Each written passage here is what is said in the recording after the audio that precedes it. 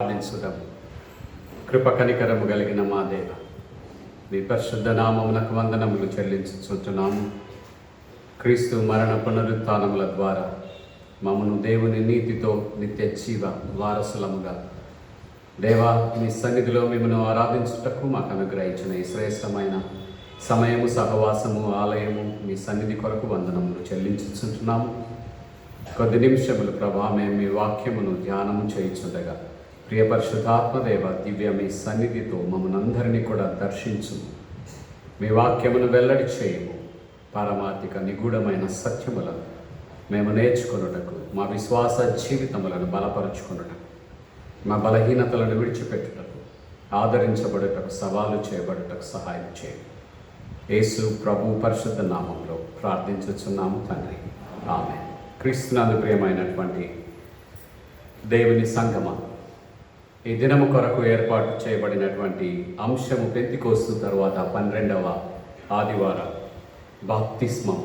క్రీస్తుతో కూడా మృతి చెందుట, క్రీస్తుతో కూడా తిరుగా లేచుట. The sacrament of baptism, dying with Christ and resurrected with Christ. క్రైస్తవ విశ్వాసమునకు మూలమైనటువంటి సిద్ధాంతములలో ఓ ప్రాముఖ్యమైనటువంటి సిద్ధాంతం బాప్టిజం. బాప్టిజం పైననే సంఘములు డినామినేషన్స్గా విడిపోయినటువంటి ఒక ప్రాముఖ్యమైన సాక్రమెంట్గా ఈ ఉదయకాలం మనం నేర్చుకొనుట అక్కర కలిగి ఉన్నాం. నేను ఫస్ట్ నా ప్రసంగం రఫాయల్ బాబు గారు పాదిరి ఉన్నప్పుడు కూడా హైదరాబాద్ నుండి వచ్చి బాప్టిజం పైన నేను ప్రసంగం చేశాను. I still remember. It is not a repetition. మరలా చెప్తున్నటువంటిది కాదు. మన విశ్వాస జీవితంలో ప్రాముఖ్యమైనటువంటి క్రీస్తుతో అంటుకట్టబడు ప్రారంభ సిద్ధాంతముగా ఈ సిద్ధాంతాన్ని మనము నేర్చుకొనుట అవసరం. బాప్తిస్మం అన్న మాట విన్నప్పుడు మనకు అనేకమైనటువంటి ఆలోచనలు కలుగుతాయి. మనము తల్లిదండ్రుల చేత ఇవ్వబడినటువంటి బాప్టిజం అది తప్పు అని ఇంకొకరు చెప్తే రెండవ బాప్టిజం పొందిన వారు, ఇంకా అది కూడా తప్పు అంటే ఇంకొక చోటికి వెళ్ళడం, లాట్ ఆఫ్ కన్ఫ్యూజన్ కలిగినటువంటి ఈ నేపథ్యంలో బాప్టిజంని గురించిన సంగతులు మనం నేర్చుకుంటాము. చదవబడినటువంటి 3 వేద పాఠములలో కూడా నోవహు దినములలో the one and only family, creatures అన్నీ కూడా మేల్ ఫీమేల్, ప్రచండమైనటువంటి తుఫాను వర్షము నుండి ఓడలో ఉనికిని కొనసాగించుట, నాశనము నుండి భద్రపరచబడుట అనే భావన మనకు మొదటి పాఠంలో కనిపిస్తుంది. రెండవ పాఠంలో యేసుక్రీస్తు ప్రభుల వారి పరిచర్యలో ఒక దినం గ్రీక్స్ హ్యావ్ కమ్. ఆయన్ను చూడడానికి గ్రీకులు వచ్చారు. యేసు ప్రభుల వారు జీవిస్తున్నటువంటి దినములలో Greek philosophy, Greek wisdom became world famous. ప్రపంచ రాజ్యములన్నిటిలలో కూడా గ్రీకుల తత్వము, గ్రీకుల జ్ఞానం చాలా ప్రాముఖ్యమైనదిగా మార్చబడింది. జ్ఞానాన్ని నేర్చుకోవడానికి వారి దగ్గరికి వెళ్ళే ఆనవాయితీ కూడా ఉండింది. అలాంటి గ్రీక్స్ యేసు ప్రభుల వారిని చూడడానికి వచ్చారు. Immediately Christ became international figure.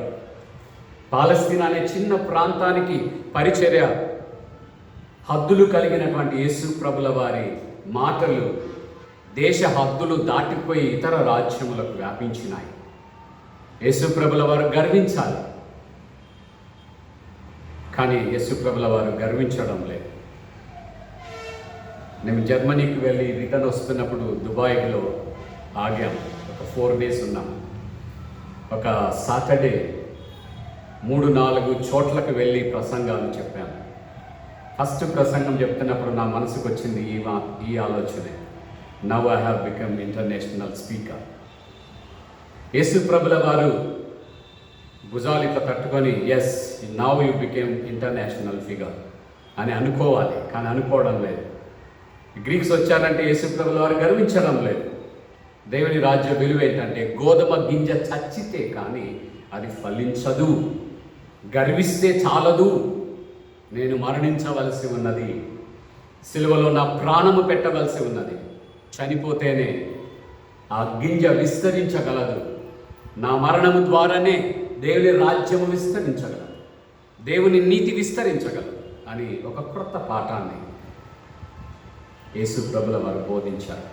3వ పాఠంలో రోమపత్రికలో a different epistle of Paul filled with full of doctrines. రోమపత్రిక పౌలు భక్తుడి చేత రచించబడిన పత్రికలలో అత్యున్నతమైనటువంటి పత్రిక. దాన్ని అర్థం చేసుకోవడానికి మనం జుట్టు పీక్కోవాలి. చాలా చాలా కష్టమైనటువంటి సిద్ధాంతాలు పౌలు భక్తుడు డీల్ చేశారు. అక్కడ కృప, ధర్మశాస్త్రం గురించి ఆయన మాట్లాడుతున్నాడు. పాత నిబంధన అంతా కూడా కృపచేత కాదు, ధర్మశాస్త్రము బేస్డ్ ఆన్ తోరా, గాడ్స్ రైచియస్నెస్, నీతిమంతుడిగా మార్చబడట. దానికి ప్రతిగా క్రొత్త నిబంధనలో క్రీస్తు ప్రభుల వారి ద్వారా బయలుపరచబడినటువంటి కృప. చర్యలు చేయక జస్ట్ విశ్వాసం ఉంచినట్లయితే నీతిమంతులుగా మార్చబడట. నీతిమంతులుగా మార్చబడినటువంటి మీరు తిరుగా పాపం అనే దాస్యము కిందికి వెళ్ళవద్దు అంటూ ఆ కాంటెక్స్లో మాట్లాడడం 3 టెక్స్ట్లలో మనం చూస్తాం. So totally I would like to concentrate on doctrine of baptism. Baptizo, baptisma అనే గ్రీక్ టర్మ్స్ ఈ మాటల వెనుక మనకు కనిపిస్తాయి. బ్యాప్టిజో అనే మూల పదం నుండి బ్యాప్టిజం వచ్చింది. దాని అర్థం ఏంటంటే ఐ ఇమ్మర్స్, ఐ డిప్, నేను నీటిలో ముంచి, నేను నీటిలో నిన్ను లోపలికి పంపించి శుద్ధీకరణ చేస్తాను అనే మూల పదం నుండి ఈ మాట వచ్చింది. చాలా మతాలలో నీటి శుద్ధీకరణ ఆచారం మనకు చాలా చోట్ల కనిపిస్తుంది. ఒకసారి గురుద్వారకు మేము వెళ్ళాం. గురుద్వారా ముందర ట్యాప్స్ ఉంటాయి. అందరం కూడా చేతులు కాళ్ళు కడుక్కోవాలి, మొహం కడుక్కోవాలి. ఆ తర్వాతనే తలకు ఒక క్లాత్ ఇస్తారు, కట్టుకొని లోపలికి వెళ్ళాలి. మసీదుకు మీరు వెళ్ళండి, అక్కడ కూడా నీటి శుద్ధీకరణ మీకు కనిపిస్తుంది. కడగకుండా లోపలికి వెళ్ళడానికి లేదు. చర్చి దగ్గర కనపడదు, చెప్పులతో కూడా వచ్చేస్తాం. We do not know the presence of God in the church. ప్రతి పెళ్లిలో ఇక్కడ నిలబడి అనౌన్స్ చేయాలి, మీరు వెళ్ళి పాదరక్షలు బయట పెట్టండి. కొంతమంది దాచిపెట్టుకుంటారు. నీటి శుద్ధీకరణ యూదుల సాంప్రదాయంలో చాలా చాలా ప్రాముఖ్యమైనది. క్రీస్తు ప్రభుల వారు కానాలో వివాహంలో చేసిన మొదటి అద్భుత కార్యంలో నీటి శుద్ధీకరణ 6 రాతి బాణలు ఉండేది. యూదుల సాంప్రదాయ ప్రకారంగా వారు దేవుని ఆరాధించడానికి వెళ్ళేటప్పుడు, ఇప్పుడు లేదనుకోండి, ఇజ్రాయెల్ దేశంలో లేదు నీటి శుద్ధీకరణ. ఆ కాలంలో సర్టన్ మైల్స్ మీరు ప్రయాణం చేస్తే తప్పక స్నానం చేయాల్సింది. అంతకన్నా తక్కువ మైల్స్ మీరు ప్రయాణం చేస్తే చక్కగా దేహాన్నంతా శుభ్రంగా కడుక్కుంటేనే దేవుని సన్నిధికి వెళ్ళాలి. ఈ నీటి శుద్ధీకరణ నుండి బ్యాప్టిజం అవతరించేది. యూదులలో దెర్ వాజ్ ఎ ప్రాక్టీస్, ఒక సాంప్రదాయం ఉన్నది. ప్రొసలైట్ బ్యాప్టిజం అంటారు దాన్ని, ప్రొసలైట్ బ్యాప్టిజం. యూదేతరులు ఎవరైనా యెహోవా దేవుని యందు నమ్మకం ఉంచి మేము యెహోవా దేవుని బిడ్డలంగా మారతాము, యూదులంగా మారతామంటే 12 తెగలలో చేర్చుకోరు, వారికి సున్నతి చేయరు. కానీ ప్రొసలైట్ బ్యాప్టిజం ఇస్తారు. నీళ్లతో వారిని కడుగుతారు. నీళ్లతో యాజకుడు వారిని కడిగేటప్పుడు ధర్మశాస్త్రాన్ని చదువుతారు. ఇక్కడ మీకు 3 ప్రాముఖ్యమైనవి. ధర్మశాస్త్రాన్ని నేను వింటున్నాను, నమ్ముతున్నాను. నా పాత విశ్వాసాన్ని విడిచిపెడుతున్నాను, క్రొత్త విశ్వాసంలోకి నేను వస్తూ ఉన్నాను. ఈ 3 ప్రక్రియలు ఒక వ్యక్తి హృదయంలో జరిగినప్పుడు బయటికి నిదర్శనగా నీటి బ్యాప్టిజం ఇవ్వడం ఆనవాయితీగా యూదుల జీవితాలలో ఉన్నది. మీకు అందరికీ తెలుసు, John the Baptist as a continued proselyte baptism.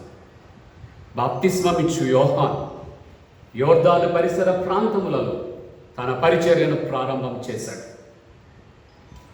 First of its new teachings యోహాను భక్తుడు బోధించాడు. ఆయన నివాసము అరణ్యములో, ఆయన ఆహారము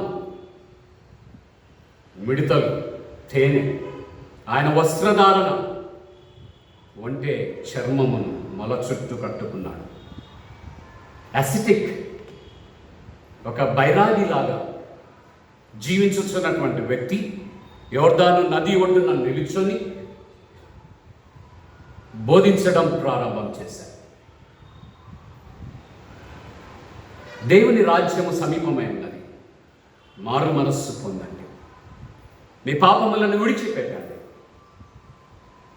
మెస్సయ్య వచ్చాడు, ఆయన దేవుని రాజ్యాన్ని భూమి మీద ప్రారంభం చేస్తాడు. ఆ ప్రారంభించే దేవుని రాజ్యము కొరకు మీరు సిద్ధపడండి. He had come to prepare human hearts, మానవ హృదయములను క్రీస్తు బోధించే బోధ కొరకు, క్రీస్తు ప్రకటించు దేవుని రాజ్యము కొరకు సిద్ధపరచుట కొరకు యోహాను భక్తుడు భూమి మీద అరణ్యములో వినిపించే ఒక కేకగా పంపబడ్డాడు. ఆయన టీచింగ్తో సెవరల్ ఆఫ్ దెమ్ సవాలు చేయబడ్డారు, భయపడ్డారు. ఈయన ఎవరు, ఏమి ఈయన బోధిస్తూ ఉన్నది? ప్రధాన యాజకుడి కుమారుడు క్రొత్త బోధ చేస్తున్నాడేంటి? ధర్మశాస్త్రాన్ని పాటించండి యాజకులందరూ బోధిస్తుంటే ఈయన క్రొత్త బోధ చేస్తున్నాడు. మారు మనసు పొందమంటున్నాడు. మీ పాపముల నుండి మరలు కొనండి, repent for your sins, turn towards the Kingdom of God. క్రీస్తు ప్రభుల వారు ఒక క్రొత్త దేవుని రాజ్యాన్ని ప్రారంభం చేస్తాడు. ఆ రాజ్యము కొరకు మిమ్మల్ని మీరు సిద్ధపరచుకున్నాడు. దేవుని తీర్పు చాలా దగ్గరలో ఉన్నది. రెండు విషయాలు బాప్తిస్మమిచ్చు యోహాను చెప్పాడు. ఒకటి, గొడ్డలి చెట్టు వేరున ఉన్నది. చెట్టు మూలమైనటువంటి వేరు దగ్గర గొడ్డలి ఉన్నది. దేవుడు కెక్కిలించేస్తాడు. నువ్వు ఇండివిజువల్ ఒక చెట్టు అనుకుంటే, దేవుడికి ఇష్టమైన ఫలాలు నువ్వు ఫలించకపోతే దేవుడు గొడ్డలతో నిన్ను కొట్టేస్తాడు. దేవుని చేతిలో చేట ఉన్నది. భారతదేశంలో చేట పురుషుడి చేతులు ఎప్పుడు ఉండదు. చేట తెలుసు కదా, స్త్రీ చేతిలో ఉంటుంది. పొట్టు వేరు చేస్తుంది, గట్టి విత్తనాన్ని వేరు చేస్తుంది, చెడును వేరు చేస్తుంది, మంచిని వేరు చేస్తుంది. దేవుడి తీర్పు కూడా మీలో ఉన్నటువంటి చెడు వారిని అందరినీ తోలివేస్తాడు. మీలో ఉన్నటువంటి మంచి వారిని అందరినీ కూడా ఆయన భద్రపరుస్తాడు, కాపాడుతాడు. సైనికులు వచ్చారు, అందరూ కూడా వరుసగా గుమికూడారు. మేము దేవుని రాజ్యానికి వస్తాము, మా జీవితాల మీద మేము విరక్తి చెంది ఉన్నాము, మా పాపముల మేము విరక్తి చెంది ఉన్నాము, దేవుని ధర్మశాస్త్రాన్ని పాటించడం పట్ల మేము అతి భారము చేత నింపబడ్డాము, అలసిపోయాము. ఈ క్రొత్త బోధలో మేము దేవుని రాజ్య వారసులముగా మారుతాం అన్నవారిని అందరినీ కూడా చేతులెత్తమన్నాడు. చేతులెత్తే వారిని అందరినీ కూడా యోర్దాను నదిలో బాప్తిస్మం ఇచ్చాడు. అక్కడ యేసు నామమున బ్యాప్టిజం ఇవ్వబడలేదు. అక్కడ పరిశుద్ధాత్మ దేవుడి నామమున బ్యాప్టిజం ఇవ్వలేదు. అక్కడ తండ్రి అయినటువంటి నామమున బ్యాప్టిజం ఇవ్వబడలేదు. Baptism just listening to the word of God, repentance, ఈ చర్య వారందరినీ కూడా ఆయన బ్యాప్టిజం ఇవ్వడం ప్రారంభం చేశారు. అక్కడ ఒక ఉద్యమం ప్రారంభం చేయబడ్డది. సాధారణ జీవిత విధానములో నుండి అసెటిజం వైపు, బైరాగి జీవితంలోనికి, లోక ఆకర్షణలు, లోక పాపము నుండి తమను తాము ప్రత్యేకపరుచుకునేటువంటి జీవితంలోనికి అనేక మంది ప్రజలు మార్పు చెంది యోహానును పాటించడం ప్రారంభం చేశారు. నతనీయేలు, పేతురు తమ్ముడు, వీరు కూడా యోహాను శిష్యులుగా ఉన్నారు. ఒకరోజు ఉన్నట్టుండి యేసు ప్రభుల వారు క్యూలో నిలబడుకొని ఉన్నాడు. ఆయన టర్న్ వచ్చింది. జాన్ ద బ్యాప్టిస్ట్ భక్తుడు బ్యాప్టిజం ఇవ్వకుండా ఆపివేశాడు. నేను నీ చేత బాప్తిస్మము పొందదగిన వాడినా.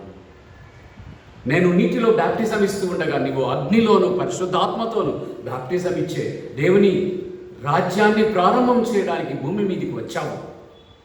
అలాంటి నీ కొరకు మానవ హృదయాలను సిద్ధపరచడానికి నీకు ముందుగా నేను పంపబడిన దేవుని దూతని, అరణ్యంలో వినిపించే ఒక కేకని. నా చేత నీవు బ్యాప్టిజం పొందడం ఏంటి? యు ఆర్ గ్రేటర్ దాన్ మీ.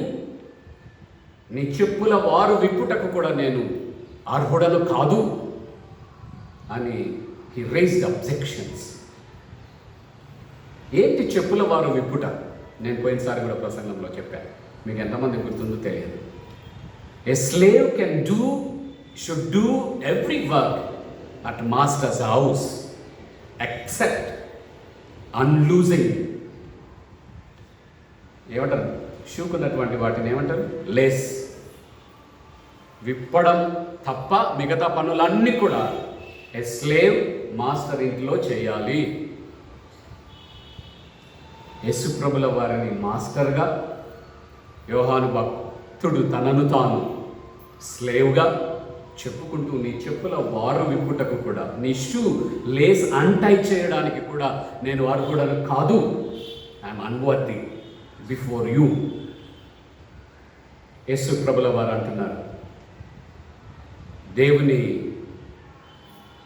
ఆశ్చర్య కార్యములు మన ఇద్దరం కూడా ఈ భూమి మీద ప్రారంభం చేయడానికి వచ్చాం.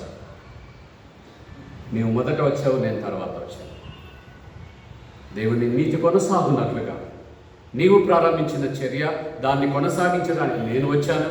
I'd like to honour your baptism. నీవు బోధిస్తున్న బోధ ప్రకారంగా మారు మనసు పొంద అవసరం లేదు. నీవు బోధిస్తున్న బోధ ప్రకారంగా నా మనసును మార్చుకొని, నా జీవితాన్ని మరలుకొని దేవుని వైపు చూడవలసిన అవసరం లేదు. నేను పాపం లేనటువంటి వాడను.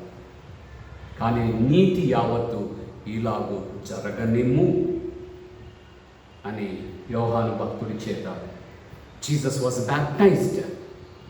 ఆ బాప్తిస్మము పొందుచున్నటువంటి కాంటెక్స్ట్లో మీకు త్రిత్వ దైవ దర్శనం మీకు కనిపిస్తుంది.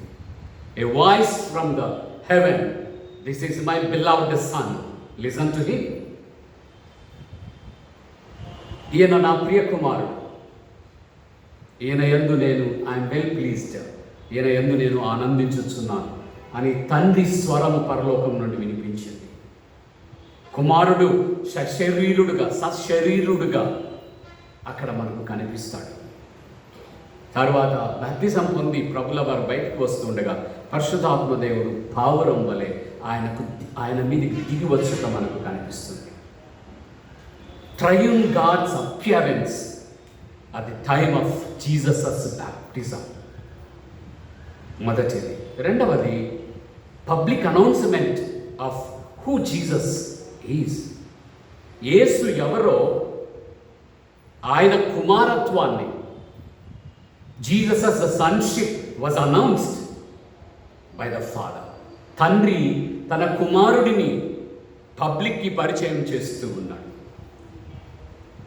మీకు గుర్తుందా, నేను పాదిరికి వచ్చిన తర్వాత రఫాయిల్ బాబు గారి మెమోరియల్ ప్రేయర్ జరిగితే తండ్రి గారు ఆ మెమోరియల్ ప్రేయర్లో నన్ను అందరికీ పరిచయం చేశాడు.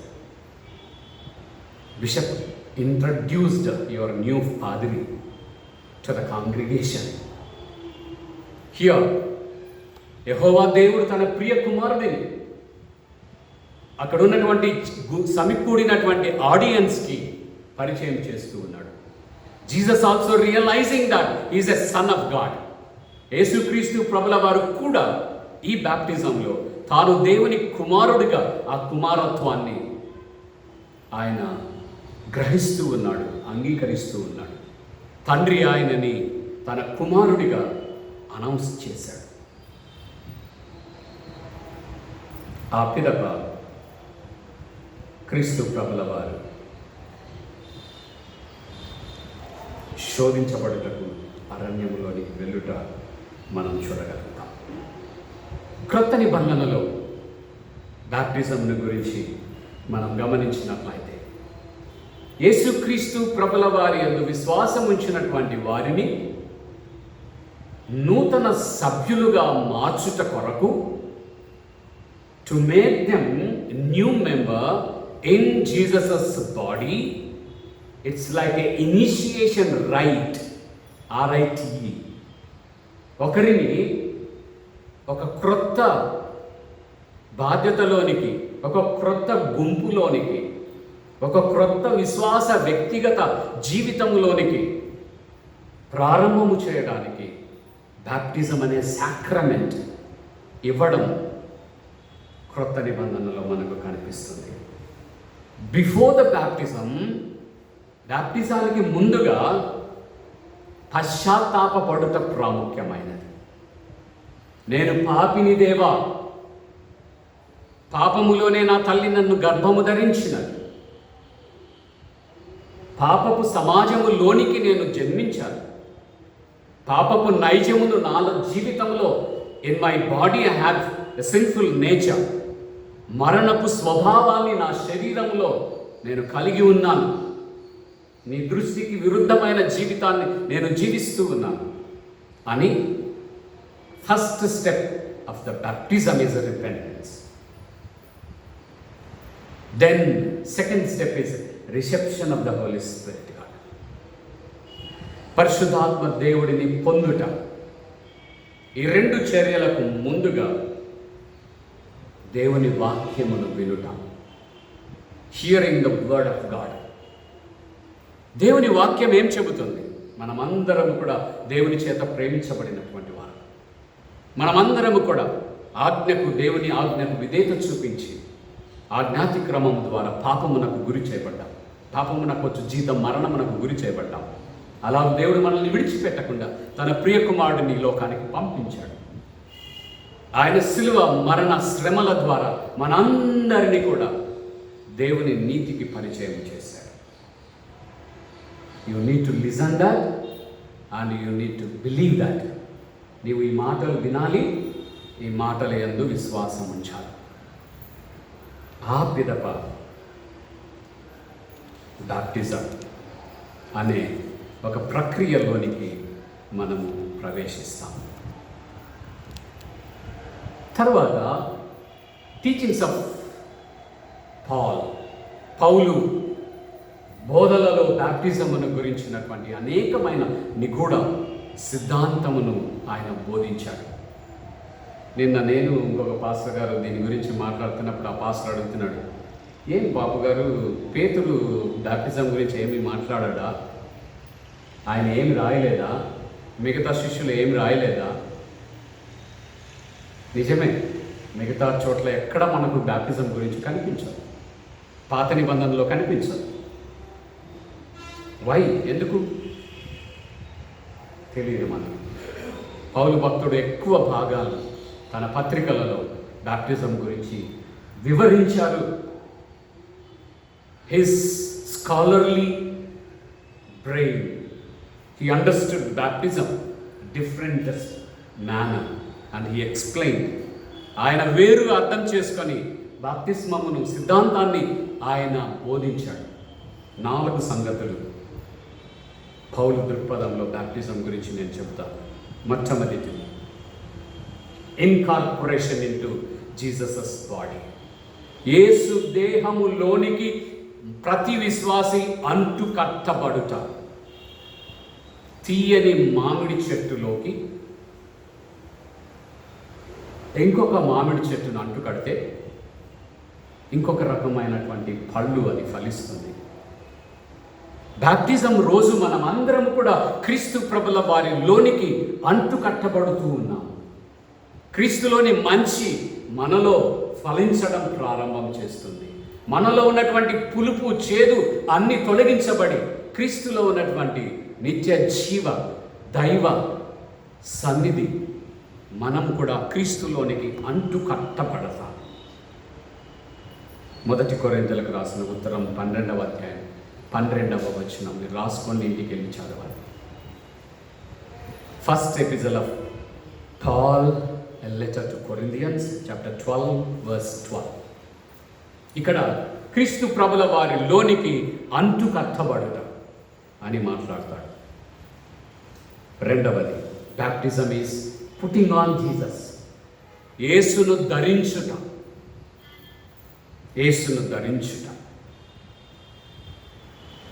బెంగళూరులో ఉన్నప్పుడు నేను ఒకరోజు చర్చికి సఫారీ వేసుకొని వెళ్ళాను. మీరు నన్ను ఎప్పుడు సఫారీలో చూసిండ్రు? లేవు. నాకు పాస్టర్ గారు చూసి ఆశ్చర్యపోతున్నారు, అరే ఎప్పుడు వేసుకోవచ్చు నీళ్ళు సఫారీ వేసుకున్నావు. సఫారీ ధరించాను. ధరించుట ద్వారా నా అపియరెన్స్ మారిపోతుంది. క్రీస్తును ధరించుటయే బ్యాప్టిజం. ధరించిన పిదప ధరించిన వస్త్రము నీ మీద ప్రభావం చూపడం ప్రారంభం చేస్తుంది. ధరించిన వస్త్రములు bring you dignity, a new life style, ఒక క్రొత్త జీవితాన్ని నీకు క్రీస్తు ప్రభుల వారు ఇస్తారు. ఇది మీకు గలతీ పత్రికలో 3వ అధ్యాయంలో 26వ వచనంలో కనిపిస్తుంది. క్రీస్తును ధరించుట, మానవ నిర్మిత వ్యత్యాసములను కూలదోయుట. ఏ బ్యాప్టైజ్డ్ న్యూ బిలీవర్ క్రీస్తులు అంటుకట్టబడుట ద్వారా తన కులమును విడిచిపెడతాడు, తన లింగ వివక్షను విడిచిపెడతాడు, తన భాషా విభేదాన్ని విడిచిపెడతాడు. తను ఏ ప్రాంతానికి చెందాడో ఆ విభజనలన్నీ కూడా నేల కూల్చివేయబడతాయి. All human made discriminations will be dissolved in and through the baptism. మూడవ, ఎ సింబాలిక్ రిప్రజెంటేషన్. పౌలు చెప్తున్నటువంటి మూడవ భావన సింబాలిక్ రిప్రజెంటేషన్. బ్యాప్టిజం ద్వారా నీటిలో నీవు మునుగుతున్నప్పుడు you are saying that I'm dying with Christ, I'm dying for Christ. క్రీస్తు కొరకు నేను చనిపోతూ ఉన్నాను, క్రీస్తుతో కూడా నేను చనిపోతూ ఉన్నాను. నా నేత్రాశకు, నా జీవపు డంబమునకు, నా గర్వమునకు నేను క్రీస్తుతో కూడా చచ్చిపోతూ ఉన్నాను. బ్యాప్టిజం పొందుతాం, గర్వం అట్లే ఉంటుంది. బ్యాప్టిజం పొందుతాం, నేత్రాశ అట్లే ఉంటుంది. బ్యాప్టిజం పొందుతాం, జీవపు డంబం అలాగే ఉంటుంది. కానీ పౌలు భక్తుడు చెప్తా ఉన్నాడు, when you are baptised into Christ, నీ పాపముల కొరకు అన్నిటికీ కూడా నువ్వు చచ్చిపోతూ ఉన్నావు. నీలో క్రీస్తు ఆదినము నుండి జీవించడం ప్రారంభం చేస్తాడు. నీ పాపముల మీద నీవు విజయమును పొందడం ప్రారంభం చేస్తావు. క్రీస్తు మంచి గుణములు, సుగుణములు, నీతి నీలో ఉద్భవించడం, ఆపరేట్ చేయబడడం ప్రారంభమవుతుంది. ఇది మీకు పత్రిక పాఠం మనకింతవరకు చదివితే విన్నాం కదా, రోమీలకు రాసిన పత్రిక 6వ అధ్యాయం కనిపిస్తుంది. చివరిది పౌలు చెప్తున్నటువంటి భావం, క్రీస్తు ప్రభుల వారి యందు జరిగించబడినటువంటి రక్షణ కార్యం ఒకేసారి సంపూర్ణమైనటువంటి రక్షణ చర్య యేసు ప్రభుల వారు చేశారు. No repetition, no second action is necessary. యేసు ప్రభుల వారి శిల్వ మరణములో ఆయన చేసినటువంటి రక్షణ కార్యం ఇన్సఫిషియెంట్ కాదు, మరలా రిపీట్ చేయవలసిన అవసరం లేదు. ఒకేసారి యేసు ప్రభుల వారు చనిపోయారు. ఆ చనిపోయిన యేసునందు విశ్వాసం ఉంచినట్లయితే నీవు నిత్య జీవమునకు వెళ్ళగలిగినటువంటి సామర్థ్యమును పొందుతావు. Through baptism you receive the Holy Spirit God and receive the God's righteousness. దేవుని నీతిని నీవు పొందుకున్నప్పుడు ఆ నీతి ద్వారా నిత్య జీవమును పొందుకొనగలిగినటువంటి అర్హతలోనికి నీవు వెళ్ళిపోతావు.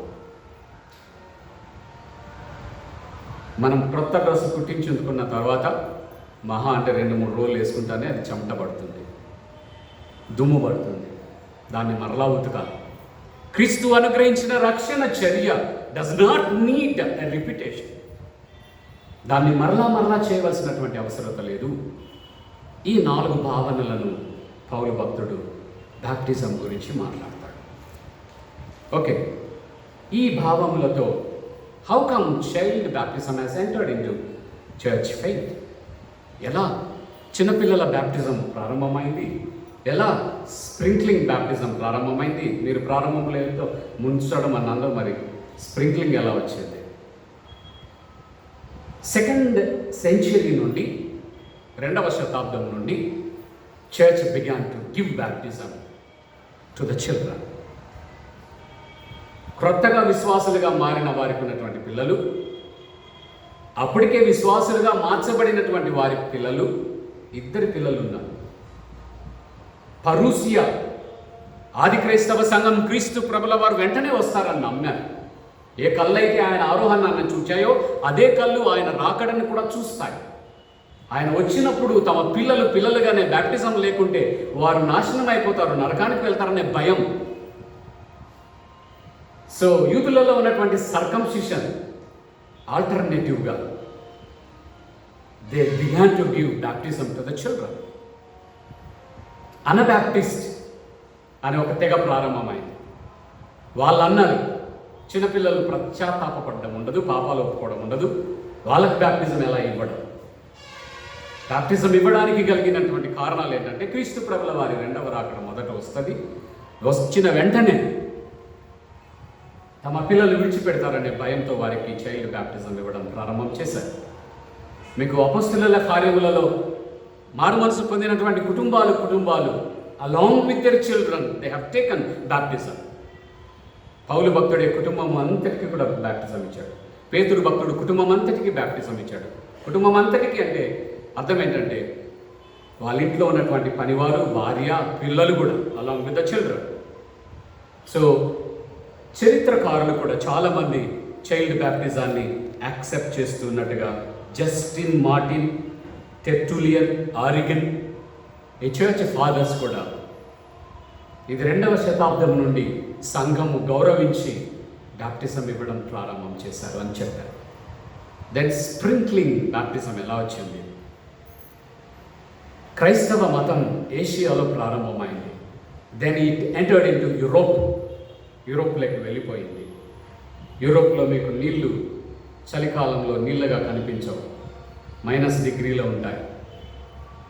ఐస్లో ఎక్కడ బ్యాప్టిజం ఇవ్వడానికి కుదరదు. So they started taking little water, sprinkle on the people. రెండవది డేసియస్, తర్వాత మరొక వ్యక్తి ఆది క్రైస్తవ సంఘానికి ఇచ్చినటువంటి హింసలను వారు భయపడి వారు కొండ చర్యలలోకి, గుహలలోకి పారిపోయారు. అక్కడ పిల్లలను కలగడం ప్రారంభమైంది. ఆ పిల్లలకు బ్యాప్టిజం ఇవ్వడానికి పారే నీరు అందుబాటులో లేదు. వారికి అందుబాటులో ఉన్నటువంటి కొద్ది నీరు తీసుకొని స్ప్రింకిల్ చేయడం ప్రారంభం చేశారు. This is the doctrine of baptism. The church of south India, దక్షిణ భారత క్రైస్తవ సంఘం officially accepts both adult baptism and children baptism. Both నీటిలో ముంచడం, స్ప్రింకిల్ బ్యాప్టిజం. మీరు దేనిని అడిగితే అది ఇవ్వడానికి అంగీకారం. కానీ ఈ బ్యాప్టిజం వెనుక దేవుని వాక్యమును వినుట, మనసును మార్చుకొనడం, దేవునికి మీ జీవితములను సమర్పించుకొనడం, దేవుని కొరకు దేవుని నీతిని మీరు ధరించి క్రీస్తును వస్త్రధారణ చేసి జరగవలసినటువంటి విశ్వాస ప్రక్రియ ప్రాముఖ్యమైనది.